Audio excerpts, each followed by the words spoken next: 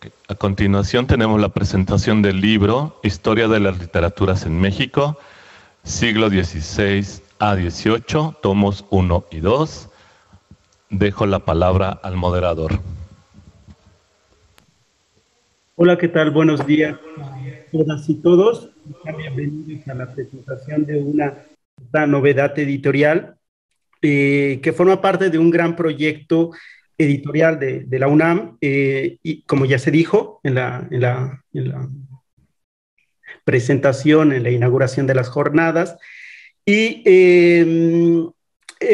los libros se tratan de historia de las literaturas en México, siglos XVI a XVIII, los tomos 1 y 2. Para presentar estos tomos, estos volúmenes, nos acompañan los doctores, la doctora Ana Castaño, las doctoras Ana Castaño y Jessica Luc, los doctores Emiliano Gaspar y Johan Romero, y el maestro Jorge Gutiérrez Reina, a quienes les doy una cordial bienvenida. Estos volúmenes, estos libros se ocupan de estudiar el siglo XVI mexicano, un siglo fundante de nuestra literatura, y están coordinados por precisamente Ana Castaño, Jessica Luc y Jorge Gutiérrez Reina, a quienes agradezco su presencia, y me gustaría que, pues no sé, la doctora Ana Castaño comenzara hablándonos un poco del proyecto, del gran proyecto editorial en el que estos volúmenes se insertan o forman parte. Te doy la palabra, Ana. Ok, muchas gracias, Ricardo, y muchas gracias a todos por haberse conectado hoy con nosotros. Realmente estamos muy contentos de presentar estos dos primeros tomos de nuestra historia. Les voy a platicar muy rápidamente un poco del origen y la situación del proyecto. Bueno, hace ya varios años, en el Instituto de Investigaciones Filológicas y bajo el auspicio y el entusiasta impulso del que entonces director Alberto Vital, que lo puso en marcha, el proyecto se planteó, ¿no? Se planteó la elaboración de una historia de las literaturas en México desde sus orígenes hasta la actualidad, hasta el siglo XXI, ¿no? Entonces el proyecto se dividió en dos fases, en dos secciones. La primera parte abarcaba los siglos XIX, XX y lo que va del XXI, y la segunda parte abarcaba los siglos coloniales, XVI, XVII y XVIII. La sección segunda, cronológicamente, fue la que empezó. Y la sección primera, cronológicamente, o sea, la nuestra, empezó después, empezó en segundo término, 2 años después. La primera sección estuvo bajo la coordinación de Mónica Quijano, coordinación general. Después cada tomo tenía coordinador o coordinadores particulares. Y nuestra sección y la sección de Nueva Hispana se nos encargó a nosotros.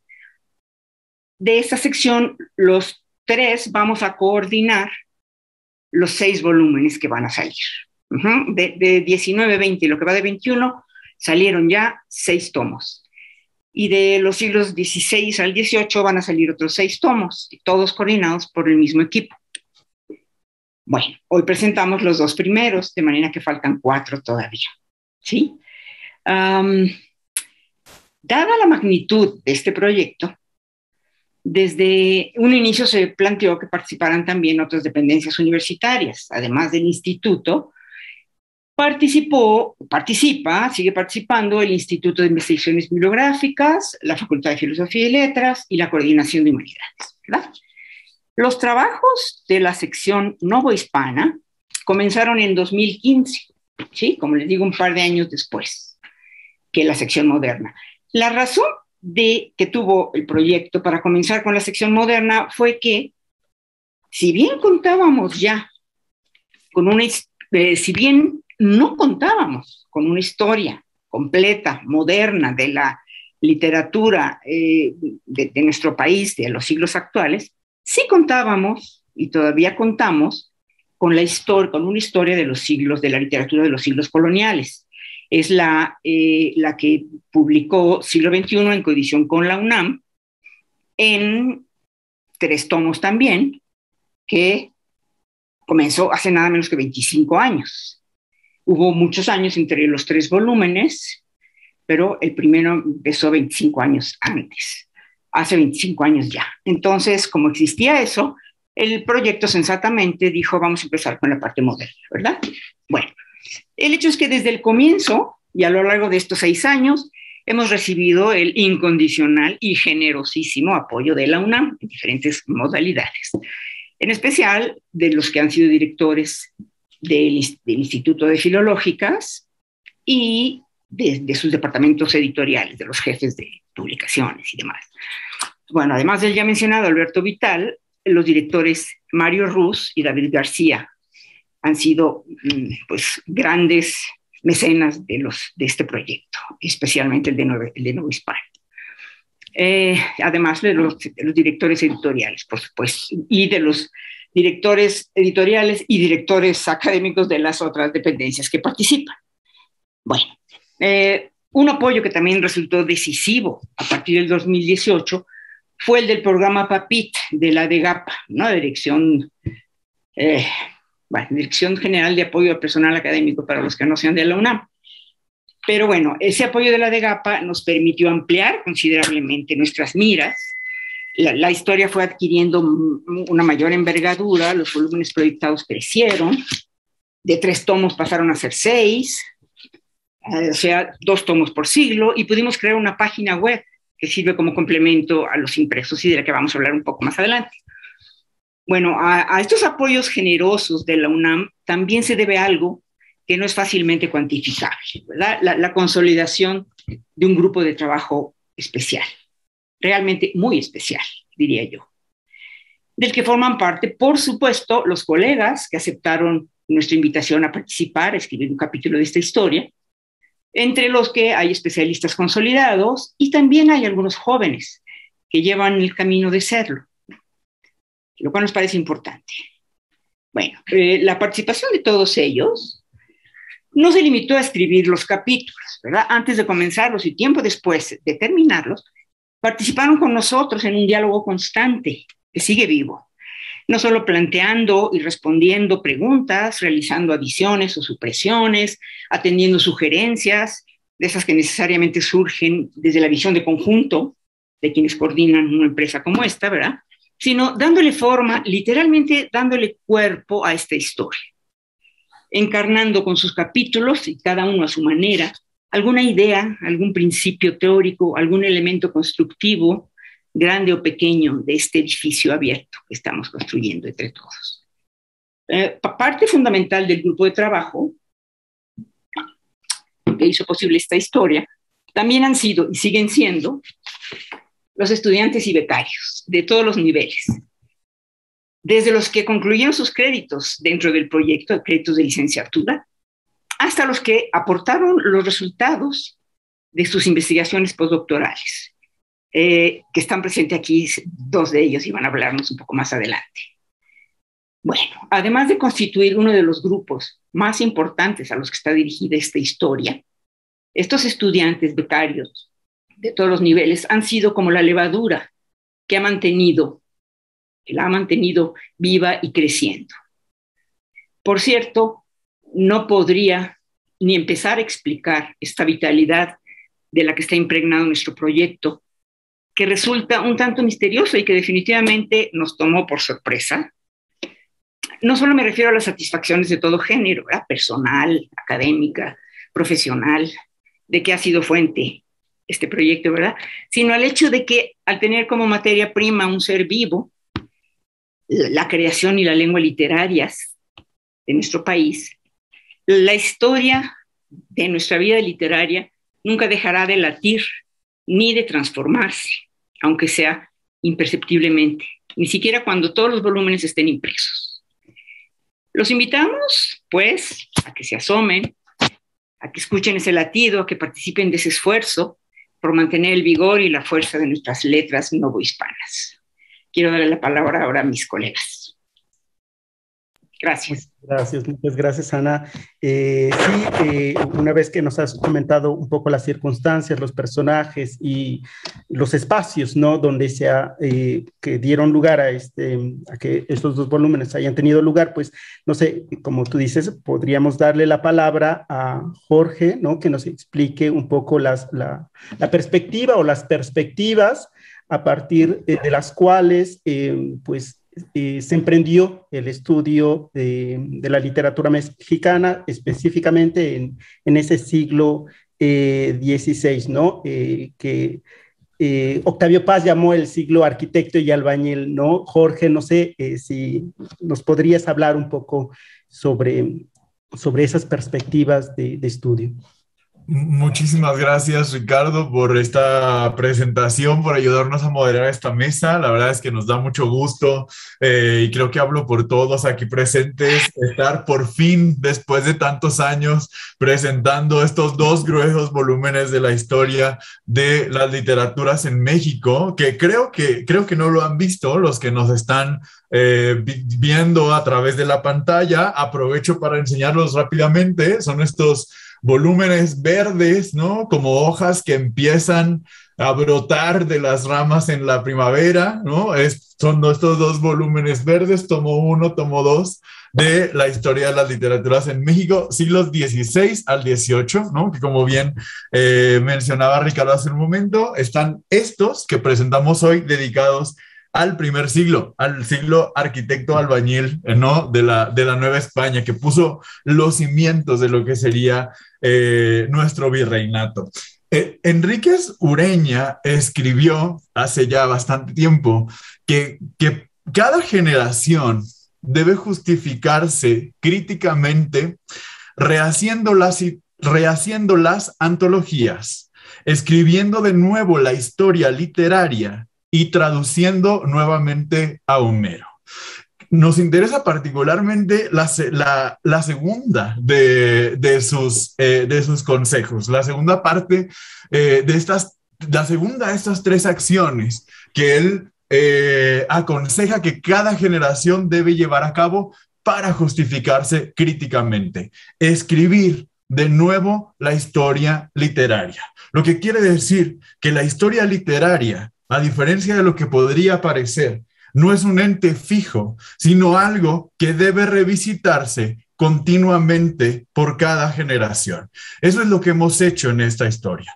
Esta historia es una especie de revista, una especie de estado de la cuestión en el que hemos tratado de medirle el pulso a los tiempos que corren, ¿no? Nos ha interesado no tanto proponer una idea de lo que nosotros pensamos debiera ser la literatura novohispana, sino hemos procedido siempre tratando de identificar quiénes están estudiando la literatura novohispana, desde qué perspectivas la están estudiando, qué autores interesan, qué tesis están escribiendo, etcétera, etcétera. Hemos querido, pues, como digo, hacer una especie de estado de la cuestión.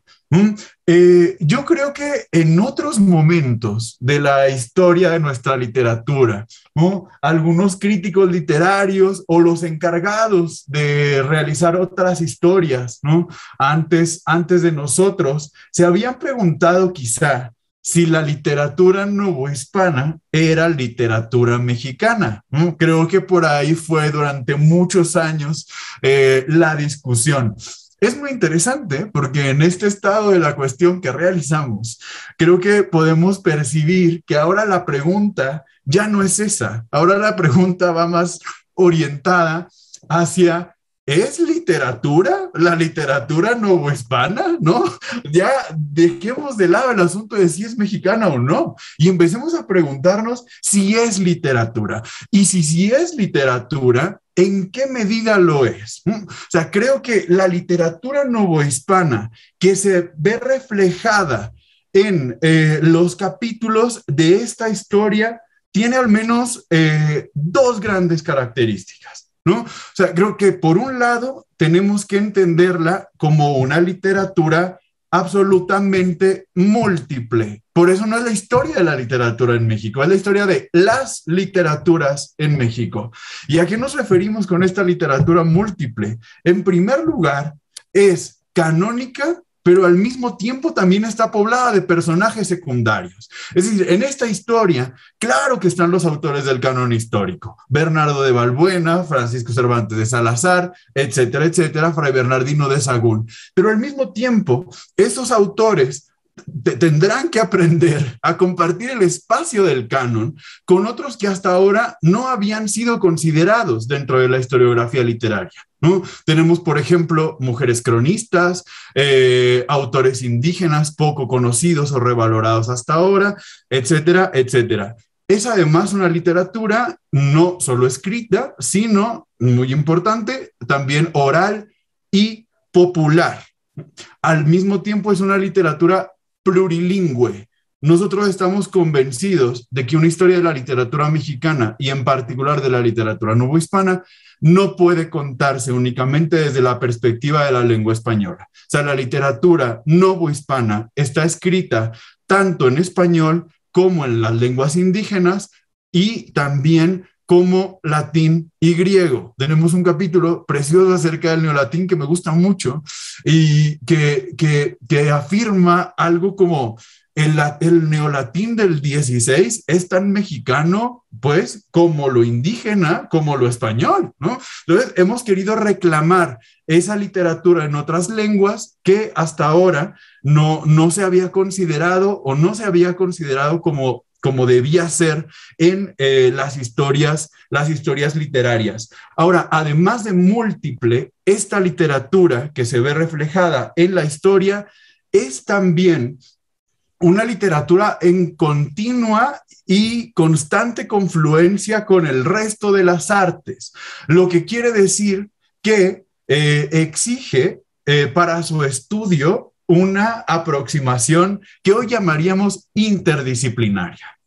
Estamos también convencidos de que la literatura novohispana no puede entenderse únicamente desde la perspectiva de lo estrictamente literario. Y por eso tenemos capítulos que abordan la cuestión a partir de la relación de la literatura con otras artes. Las artes tipográficas, la música, la arqueología, la arquitectura, perdón, las artes plásticas, etcétera, ¿no? Yo no sé cómo podríamos acercarnos, por ejemplo, al teatro evangelizador novohispano sin considerar al mismo tiempo la arquitectura de los primeros conventos de indios. Yo no podría, ¿no? No sé cómo entrarle al estudio de los villancicos de Fernán González de Eslava sin tener una idea de la capilla musical de la Catedral de México en el siglo XVI. Es decir, siempre hay la necesidad de observar la literatura novohispana en el contexto con el resto de las artes.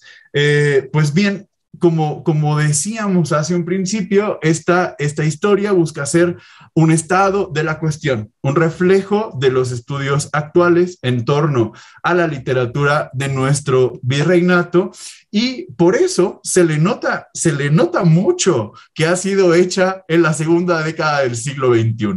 Pero eso, más que molestarnos, creo que nos enorgullece y nos da gusto, porque lo que nos interesa, decía hace un momento, no es tanto tratar de dar la versión definitiva de la historia, ¿no?, de la literatura novohispana, sino más bien dar cuenta de que esa literatura es un ente vivo en continua construcción y siempre en diálogo con el presente. Muchas gracias. Muchas gracias a ti, Jorge, por darnos este panorama de autores y perspectivas que conviven, ¿no? Creo que es una de las palabras claves para entender, pues, el acercarnos, ¿no? Y cómo ustedes se han acercado al estudio de estas literaturas. No sé, me gustaría ahora invitar a Jessica Locke, si nos puede hablar un poco de los contenidos de estos dos volúmenes. Adelante. Claro que sí. Muchísimas gracias, Ricardo. Gracias por apoyarnos con la moderación de la mesa y gracias a todos por su presencia y Y sí, yo les voy a hablar un poco de estos dos tomos impresos de este primer volumen de nuestra historia, que ya les enseñó Jorge, pero también se los enseñaré yo. Aquí los tengo, los que están todavía envueltos incluso, y que pueden conseguir ahí en la librería del instituto. Voy a hablar de estos tomos en los cuales colaboran especialistas de diferentes facultades e institutos de la UNAM, así como investigadores de diversas otras instituciones nacionales, como la UAM, la UACM, la Universidad Veracruzana, el TEC de Monterrey y el Colmex, y así como de universidades extranjeras en Argentina, Italia, España, Alemania e Inglaterra. Específicamente les hablaré, reitero, de la estructura general y sus secciones, enumerando primero estas en orden de aparición y después llevando al público brevemente de la mano por ellas, explicando a grandes rasgos sus contenidos.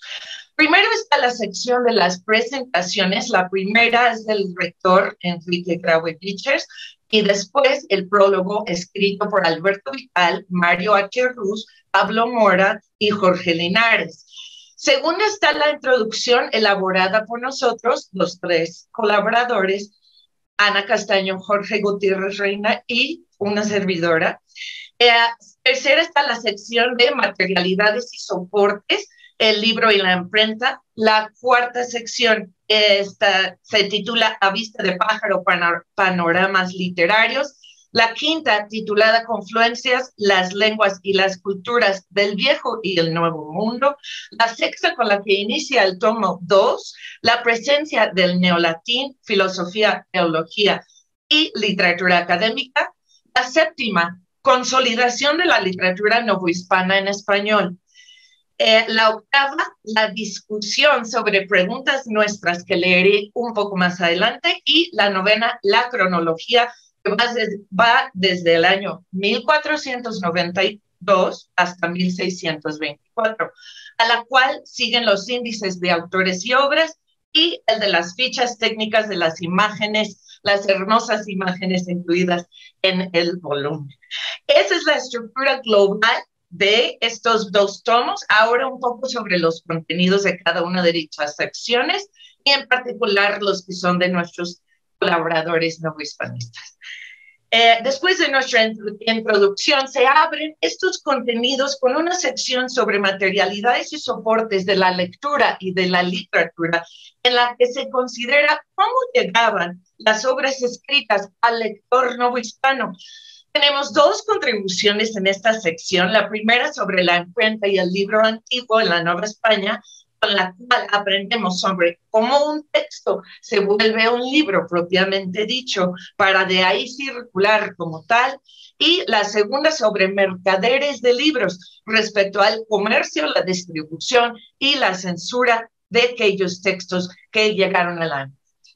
A esta sección le sigue A Vista de Pájaro, en la cual se presentan 6 estudios panorámicos sobre la literatura del primer siglo novohispano, específicamente las letras náhuatl, la literatura maya, la neolatina, la poesía escrita en castellano, el teatro del primer siglo novohispano y, por último, la prosa que refleja el encuentro entre diferentes mundos que ocurrió en el siglo XVI en México.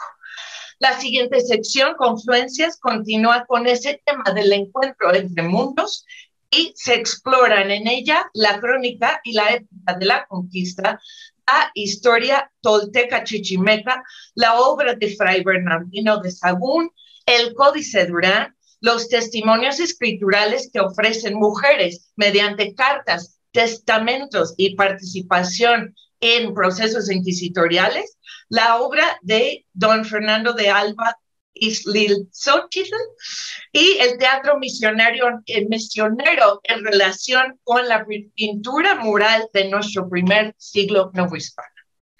El segundo tomo abre con las contribuciones de 4 colaboradores sobre la escritura académica en dicho siglo y la presencia de ella del neolatín. Se estudian en esta sección el teatro de los colegios jesuitas, el panorama de la poesía neolatina, la escritura filosófica y teológica y la obra de Francisco Cervantes de Salazar.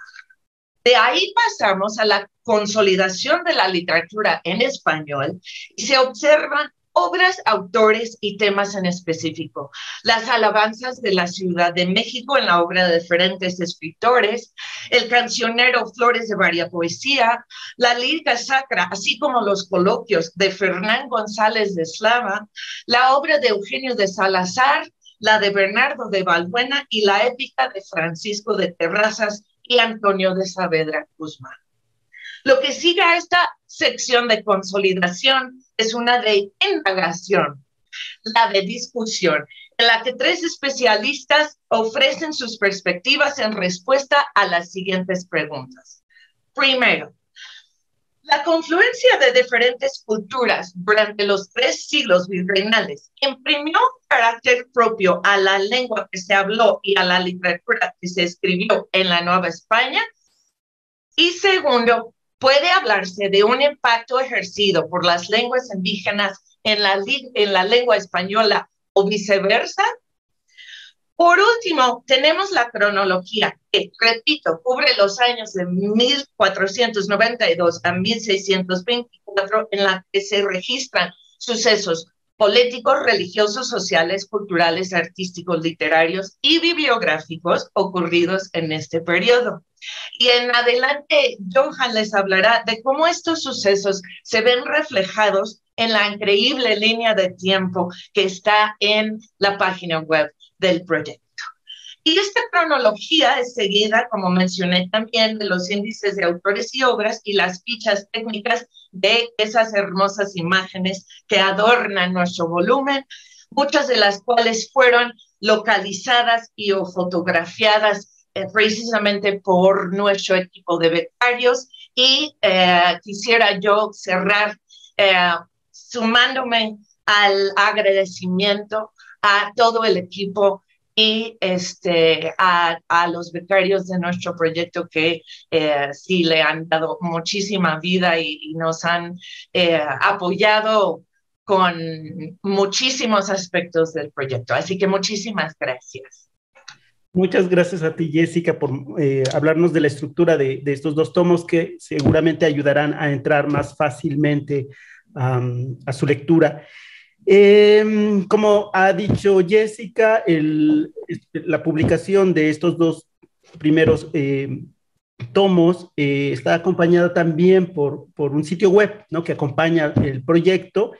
Y bueno, no sé si Ana, Jessica, Jorge nos pudiesen hablar un poco de esa página web, que ahora es mucho más fácil en estos momentos quizá de consultar para que, no sé, los oyentes curiosos empiecen también a consultar. Ok, muchas gracias otra vez, Ricardo. Bueno, la página web ya les anunciaba un poco sobre ella, fue posible gracias a este apoyo PAPIT. Y aparte de este equipo, que no mencioné en las palabras anteriores que les dije, una parte muy importante de ese proyecto a quien quiero aprovechar para agradecer fue la del programador y la diseñadora web, que realmente fueron ejemplares colaboradores. Se subieron al equipo con toda la camiseta puesta. El programador, el ingeniero Paulino Valladares, y la diseñadora web Carolina Silva Bretón. Ellos hicieron posible esta página web, que ha sido una experiencia increíble de aprendizaje para todos nosotros y que esperamos que sea verdaderamente muy útil. Fue concebida originalmente y ahora sigue siendo concebida así, como un complemento para los volúmenes impresos, ¿verdad? Mira, está compartiendo pantalla Cecilia para enseñarnos ya la página, ¿verdad? Tiene la dirección es HLM Novohispana, primero IFL, Filológicas, UNAM.mx, y luego HLM, Historia de las Literaturas en México, Novohispana. Bueno, entonces tiene diferentes secciones. Espero ahora Jorge les hablará de los capítulos, de cómo hay complementos a los capítulos, pero yo les quiero presentar el panorama general. Está dividido en diferentes secciones, como ven aquí el menú color mostaza. Bueno, tenemos como imagotipo o como isotipo este maguey que está, bueno, si ustedes le hacen clic al maguey, sale una explicación de dónde lo sacamos y qué significa. Nos parece como emblemático de la literatura novohispana y, por supuesto, de la flora mexicana, ¿verdad? Aquí está, ahí pueden leer ustedes de dónde viene y demás. Bueno, después tenemos diferentes secciones, de las diferentes secciones de la historia. Hay siglo XVI, XVII y XVIII que van a estar dedicadas a los volúmenes. De esas les va a hablar Jorge. Luego viene la sección de herramientas, que es de la que nos van a hablar los colegas que hicieron su postdoctorado, la doctora Cecilia Cortés y el doctor Emiliano Gopar. Luego tenemos una línea del tiempo de la que nos va a hablar Johan Romero, y que todos son autores de esas secciones. Después viene una sección de enlaces que está abajo de la página. Si nos bajas la página, bueno, estos son enlaces de interés. Aquí es una especie, por eso pusimos una rosa de los vientos, es una especie de orientación en la página, no en la página, en el mar de la web, ¿verdad? Para asociarnos con otros proyectos relacionados. Y en cada uno, cuando hacemos clic en cada uno de los vínculos, nos lleva a esas páginas diferentes. Está dividida en 3 secciones, que es, la primera es proyectos y grupos, después bibliotecas y catálogos digitales, donde hay diferentes bibliotecas y catálogos muy asociados y muy útiles para la investigación, y al final, revistas y una sección de artes, ¿verdad? Que tienen, pues, repositorios digitales importantes. También tiene una sección de noticias, que ahora está diccionarios y corpus documentales, que es diferente a la sección anterior. Específicamente son corpus como los diccionarios, el corpus diacrónico del español, el Cordiam, el corpus diacrónico y diatópico del español de América, diccionarios de abreviaturas, el nuevo tesoro lexicográfico, en fin. Bueno, le quiero dejar la palabra ya a Jorge para no comerme todo el tiempo. Muchas gracias, Ana. ¿Qué tal? Pues me da mucho gusto también presentar la página. Yo invito a todos los que nos están viendo a que la visiten. Si tienen los volúmenes, les va a servir justamente como un complemento a la lectura de los libros en papel. Y si no los tienen, yo creo que la página les va a hacer que tengan ganas de tenerlos, ¿no? Funciona de las dos maneras. Ana hablaba de nuestro logo isotipo, que es una suerte, es un maguey, una especie concreta de maguey. La verdad es que nos costó mucho trabajo llegar a ese, ¿no? A esa imagen, pero nos dimos cuenta de que si algo hermanaba a la literatura mexicana era la presencia de los magueyes, ¿no? Que está en Francisco de Castro, en Sigüenza y Góngora, y también en Octavio Paz, etcétera, etcétera, en Amado Nervo, como pueden ver ahí en la explicación del isotipo. Antes de darle la palabra a Cecilia y a Emiliano y a Johan, que fueron responsables de diferentes secciones de la página, solamente me gustaría que viéramos, Cecilia, te agradecería que hiciéramos clic ahí donde dice siglo XVI, ¿no? En cualquiera de los dos tomos es igual, para que vean cómo la página web enriquece el contenido de los volúmenes con contenido multimedia. Decíamos hace un momento que creíamos que la literatura novohispana no puede sino estudiarse en relación con el resto de las artes, y para eso, ¿no?, a esa intención responde en gran medida el sitio. Así pues, si ustedes oprimen, por ejemplo, pues cualquier capítulo, ¿no?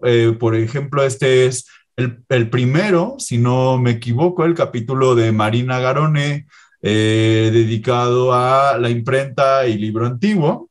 Pues abajo, si ustedes exploran en la página, podrán encontrar una serie de contenido multimedia asociado que tiene que ver con digitalizaciones de libros, fotografías de la casa de la primera imprenta, enlaces a páginas web relacionadas con el capítulo en cuestión, PDF de artículos para expandir su conocimiento en torno a la imprenta antigua, etcétera, etcétera, etcétera. Así que bueno, los invitamos a que exploren la página, los recursos. Si hay un capítulo que les gusta, que les llama particularmente la atención, pueden ir a la página y encontrar un montón de contenido que enriquezca la lectura de ese capítulo. Gracias.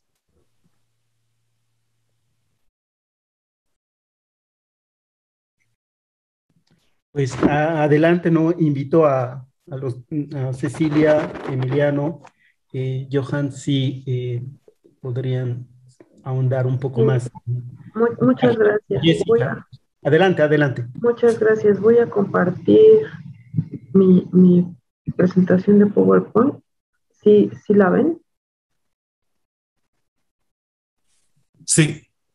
Muchas gracias. Buenos días.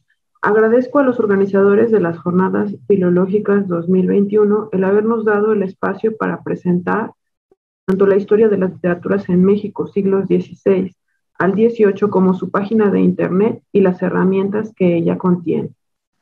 Agradezco también a Ana Castaño, a Jessica Locke, a Jorge Gutiérrez Reina, por haberme hecho parte de este maravilloso proyecto que ya ha empezado a rendir sus frutos, a materializarse. Les voy a hablar de la base de datos de sermones impresos novohispanos del siglo XVII, que es una de las herramientas de la página. Todo comenzó con el postdoctorado que realicé en el instituto bajo la asesoría de la doctora Castaño.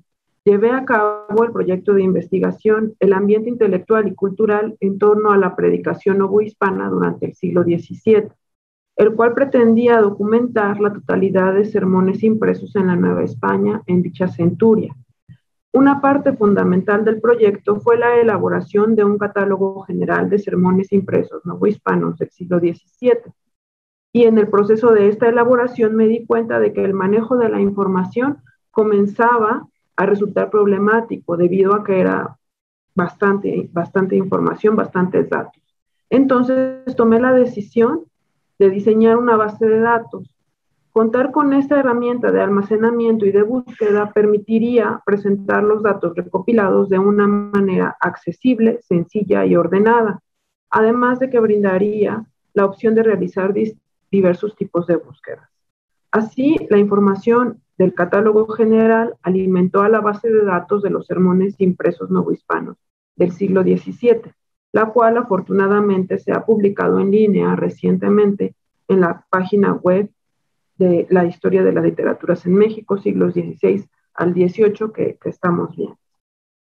Desde la sección herramientas, como vemos aquí, se puede llegar a dos bases de datos, una dedicada a las relaciones de comedia, de la que nos hablará Emiliano en unos minutos, y la otra, la de los sermones impresos novohispanos del siglo XVII.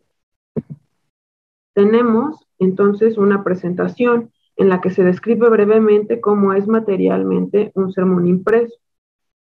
Tienen una extensión aproximada de entre 20 y 50 páginas y constan de una portada que contiene el título de la obra, el nombre del autor, la ocasión y el lugar en el que fue pronunciado, el impresor, la ciudad y el año de impresión. Los preliminares, entre los que encontramos tanto los legales, que son las licencias de impresión y las aprobaciones, como los literarios, entre los que tenemos los prólogos, las dedicatorias y piezas poéticas en elogio del predicador o del sermón. En ocasiones también tenemos algún grabado que decora la edición. Muchas veces se trata del escudo de armas del personaje al que se dedica el sermón o también una imagen religiosa. Finalmente tenemos el sermón propiamente dicho, precedido siempre por el tema o pasaje bíblico en torno al cual se construye.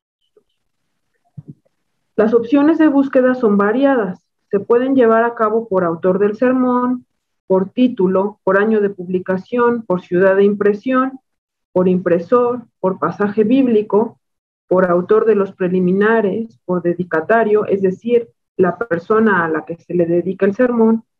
En caso de que no sea un sermón suelto, también se puede hacer una búsqueda por el título de la obra que contiene el sermón, por orden religiosa o cargo religioso del predicador y por descripción del grabado, en caso de que el sermón cuente con un grabado. Los registros, aquí ya tenemos uno de estos registros de un sermón en específico. Los registros de cada uno de los sermones cuentan con varios apartados en los que se presenta la información relativa a la obra. Tenemos la sección que presenta los datos principales del sermón. También otro apartado para los preliminares, para las referencias bibliográficas y para los repositorios, las bibliotecas que resguardan estos impresos y su clasificación. En caso de que este sermón se encuentre digitalizado por alguno de sus repositorios, aparecerá el enlace a la digitalización. En este caso no se encuentra digitalizado el sermón, por eso no aparece. Y bueno, para concluir, solamente diré que esta base de datos documenta un total de 850 sermones, de los cuales 419 se editaron como sermones sueltos. Se documentaron 2 sermonarios, que aquí tenemos las portadas, palestra de varios sermones de 1676 e historias varias canónicas moralizadas de 1693. Uno publicado en Ciudad de México y este publicado en la ciudad de Puebla. Y además, a partir de esta base de datos, podemos llegar a los enlaces de las digitalizaciones de 270 sermones que se encuentran en línea. Muchas gracias por su atención. Gracias a ti, Cecilia. Me parece que Emiliano a su vez nos va a hablar sobre pues las relaciones de comedias también que podemos encontrar en la página web. Adelante. ¿Qué tal? Muy buenas tardes a todos. Agradezco mucho al equipo de la Historia de las Literaturas en México por invitarme al proyecto. Lo que a continuación presentaré es este proyecto forma parte de la estancia postdoctoral que realicé en la universidad, en el Instituto de Investigaciones Filológicas del 2019 al 2021. Y bueno, fue gracias a una beca de la DEGAPA. Bueno, esta base de datos se llama Relaciones de Comedias en la Nueva España, siglos XVI al XVII, y reúne íntegramente relaciones de comedias, es decir, fragmentos narrativos insertos en las obras de teatro áureas que fueron leídas o representadas en el siglo XVI y XVII en la Nueva España, y trata de ser una herramienta que sirve para estudiar este discurso, ya que presenta de manera sistematizada las relaciones, es decir, las presenta de manera íntegra, las clasifica y las describe. Esta herramienta, voy a hacerla más amplia. En esta herramienta, me dicen si cumplo el tiempo, por favor. Tenemos 9 filtros que pueden ayudarnos para buscar información. Por ejemplo, tenemos un filtro de autor, por tema, por palabra, por motivo, por versificación, por ubicación temporal, por vínculo, por contenido, por signos actorales. Por ejemplo, si alguien está interesado en buscar a algún autor en especial, pues puede escoger alguno de los autores que está incluido, puede escoger una obra. En este caso, para ofrecer un ejemplo, yo quise ver si estaba a Juan Ruiz de Alarcón, Los Favores del Mundo, cuántas relaciones de esa obra contiene, y se encontraron 2 relaciones de las 236 textos que contiene esta base de datos. Otro filtro que tenemos es por tema, es decir, aquí el usuario puede elegir alguno de los temas que se reúnen y que tienen que ver con los temas principales del teatro español y novohispano. Para ejemplificar una búsqueda, yo hice una búsqueda de disfraz y me arrojó un resultado, por ejemplo, de 10 relaciones que están relacionadas con este tema, con el tema del disfraz. También se puede hacer una búsqueda por palabra. En este caso, por ejemplo, el usuario puede ingresar de manera directa cualquier palabra y puede decirle que la busque en una distancia, por ejemplo, de 10 o 50 palabras o 100 palabras. En este caso me arrojó de la palabra milagro 11 relaciones, ¿no? También el usuario puede hacer búsquedas por motivos del índice de motivos de Thomson. Aquí, por ejemplo, tenemos una búsqueda del motivo H617 que tiene que ver con la interpretación simbólica de los sueños y arrojó un resultado de 2 relaciones. Cabe señalar que si un usuario, por ejemplo, le da clic a esta relación, le aparece una descripción muy detallada acerca de lo que es esta relación, es decir, le indica los versos, le indica el contexto, le indica un resumen acerca de esta relación.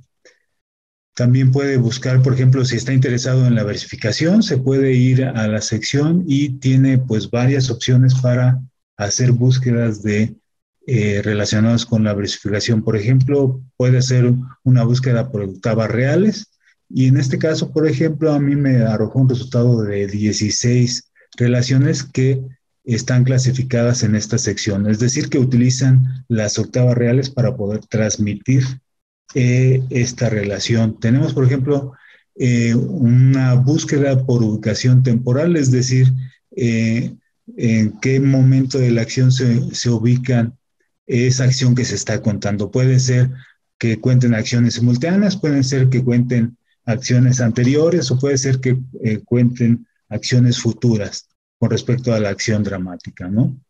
Por ejemplo, aquí, si nosotros buscamos en la categoría 6, las relaciones con carácter mimético, arroja 85 relaciones que tienen que ver con este tema, ¿no? Y bueno, hay otros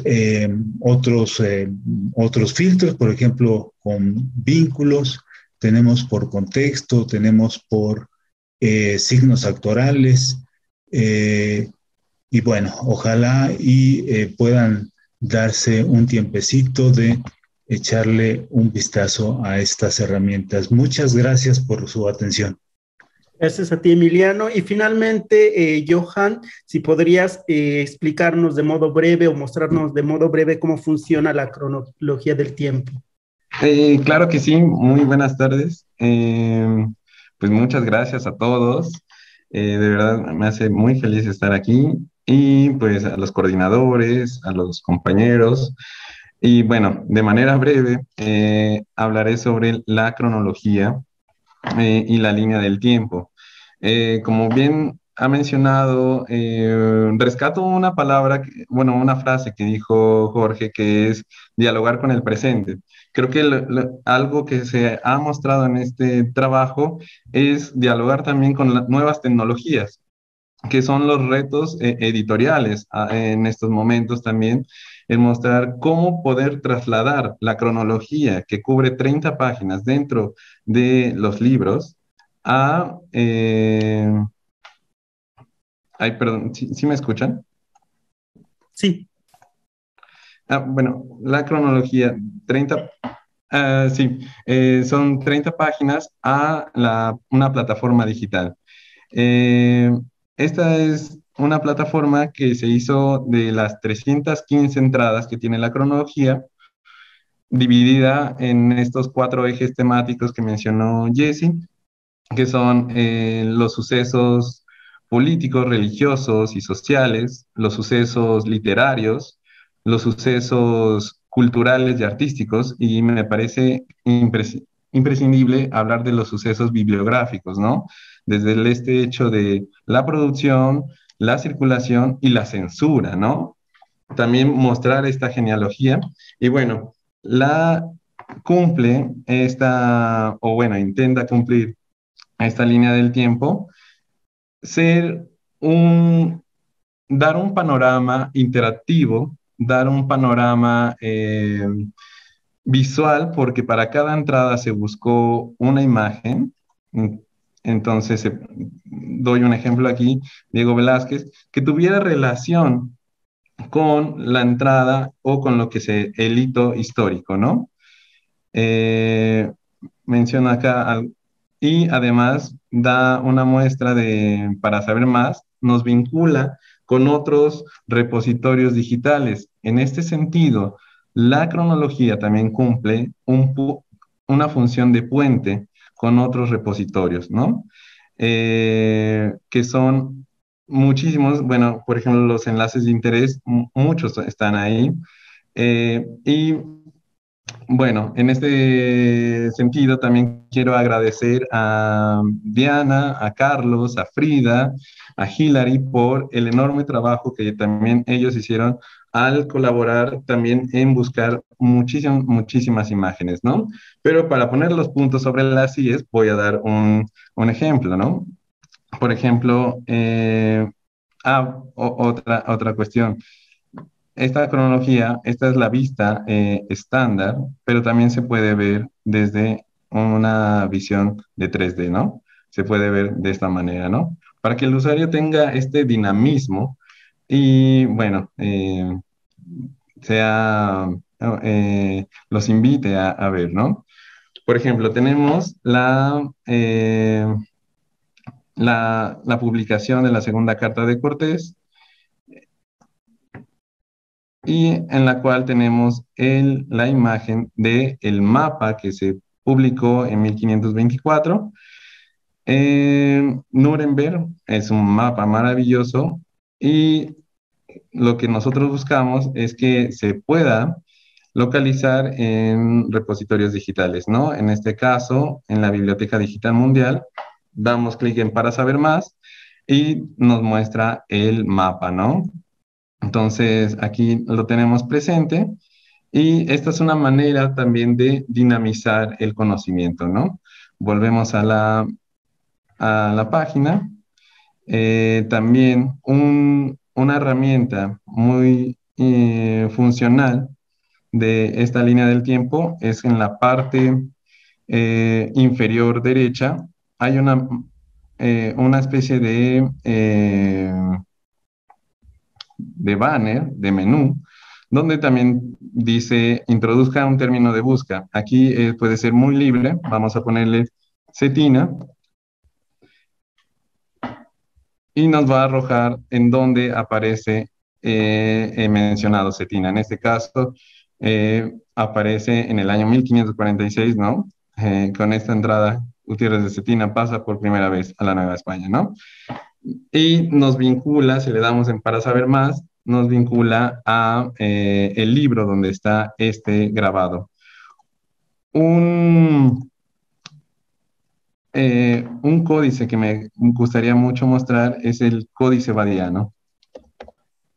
El Códice Badiano es el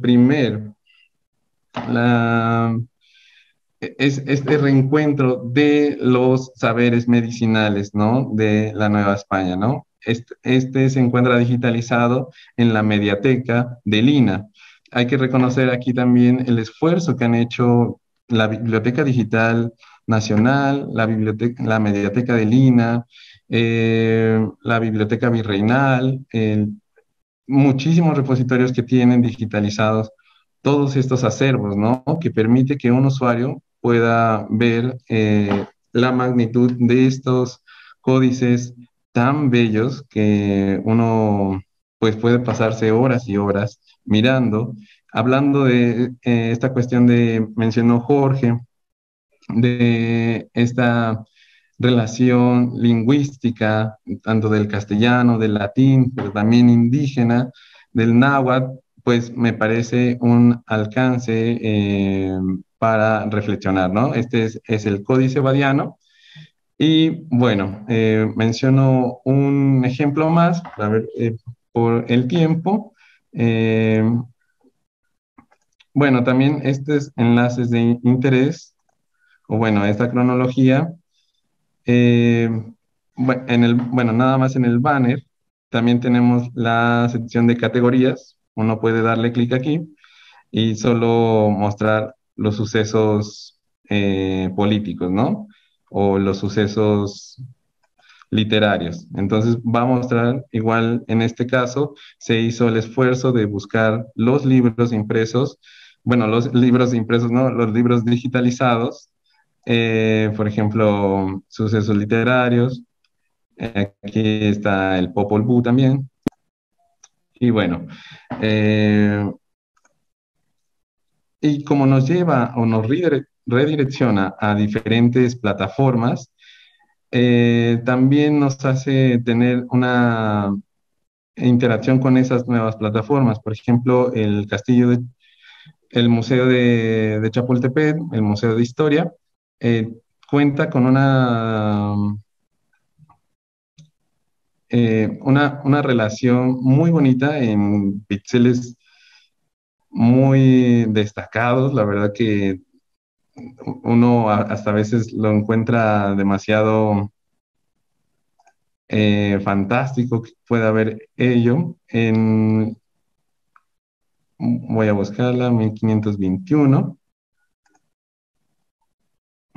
aquí en la caída de Tenochtitlán, con este cuadro de Camarena, en este momento se llama La fusión de dos culturas, pero anteriormente era conocida como La Conquista, ¿no? Cuando uno le da para saber más, espero que se esté viendo, nos manda a la digitalización del cuadro, ¿no? Que uno le puede dar zoom hasta ahí ver los últimos detalles, y además nos lleva a la colección del Museo Nacional de Historia del Castillo de Chapultepec, donde nos puede mostrar después ya para el usuario, porque todos somos curiosos, darle clic aquí en donde dice Gigapixel,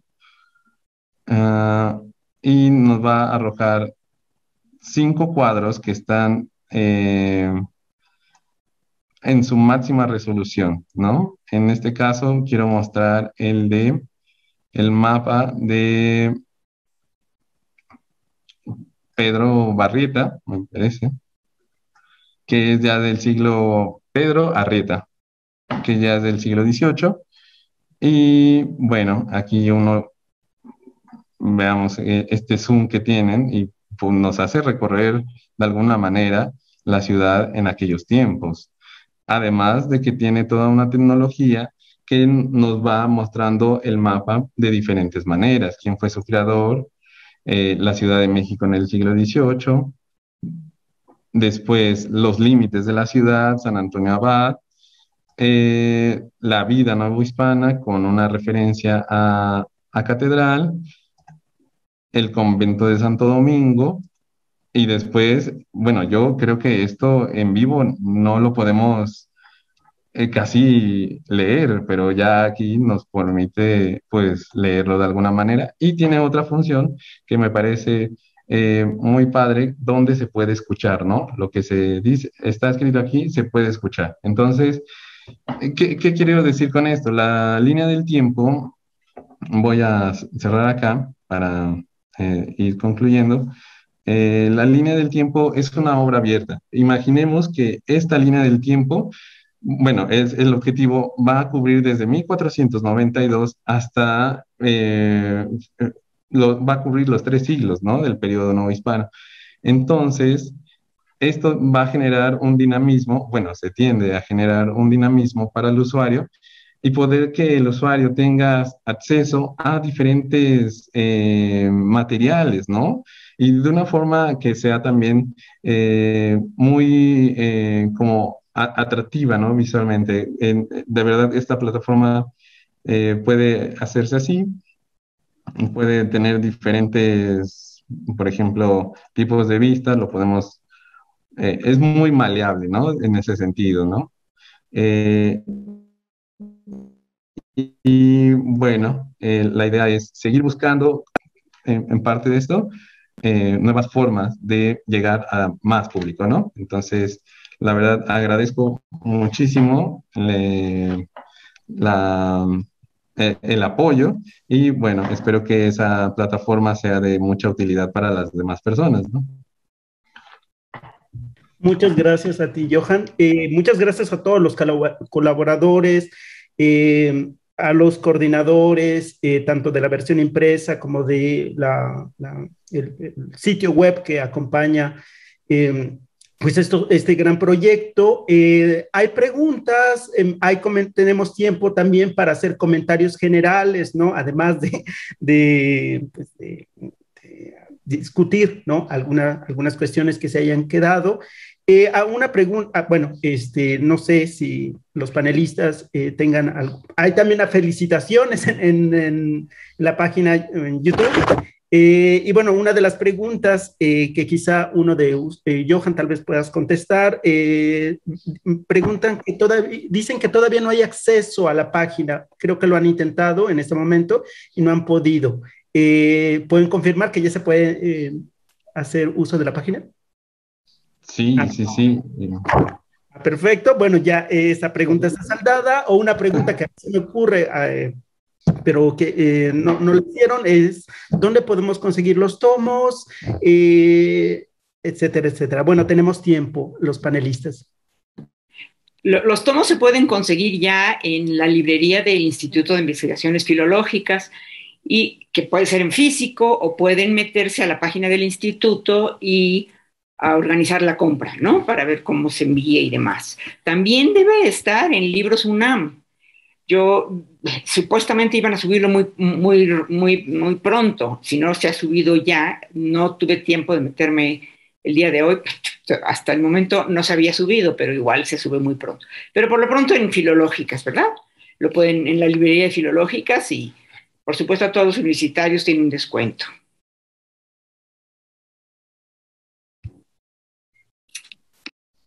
Gracias, Ana. No sé, ¿algún comentario que tengan? Muchas gracias otra vez.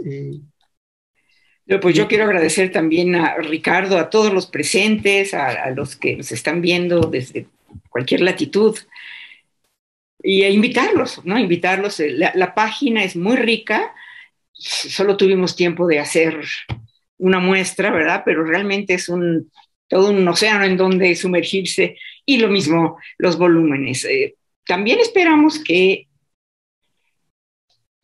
pronto se puedan subir los artículos, los capítulos enteros en PDF. Todavía no se puede eso por los derechos, porque el libro acaba de salir a la venta. Esperamos que eso se pueda hacer pronto, o si no, subirlos mediante otro apoyo, subirlos en otro formato que no sea PDF, pero sí, lo ideal, a lo que queremos llegar es a que todos los capítulos estén publicados en la misma página, ¿verdad? Para que haya tanto acceso en línea, o sea, acceso virtual, como acceso a los materiales impresos, que no se contraponen, sino al revés, se potencian uno con otro, ¿no? Bueno, creo que hay preguntas por ahí.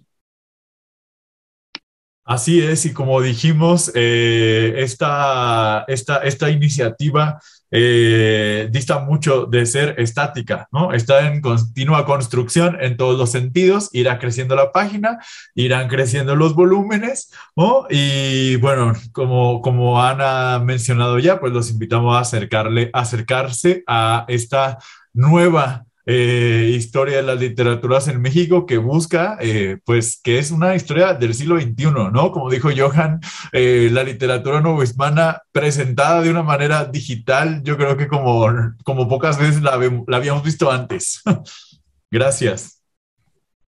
Yo también quisiera dar las gracias también a todo el equipo, porque es algo muy emocionante formar parte de este proyecto, y creo que como va a seguir creciendo, como dice Jorge, pues sí, los invitamos a todos, todo el público, y que corra la voz, por favor, que para conocer los tomos, para conocer la página, para irse acercando a esta súper útil herramienta para conocer mejor el periodo novohispano, ¿sí?